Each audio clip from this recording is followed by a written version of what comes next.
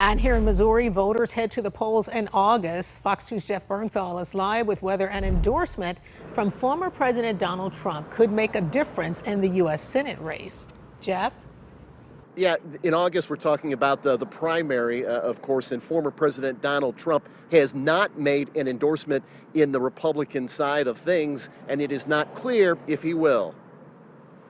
Polling suggests former Missouri Governor Eric Greitens, current Missouri Attorney General Eric Schmitt, and current Congresswoman Vicky Hartzler are among the early frontrunners with a long way to go. An endorsement from President Trump would certainly help a candidate. It's not a guarantee of victory. The former president recently helped author J.D. Vance to a primary win in Ohio. Several other Trump-backed candidates have won, but a recent setback in Nebraska, where the Trump-backed candidate Charles Herbster lost. He endorsed like 22 candidates, but most of those candidates in Ohio and Indiana were in fact incumbents and some were unopposed, so they stood no real chance of losing. St. Louis University's Ken Warren believes a Trump endorsement would be a big boost, but does not expect one anytime soon in Missouri. The Missouri primary is not until August 2nd, and it'll only be foolish of him to come out with an endorsement now, because anything could happen to that candidate.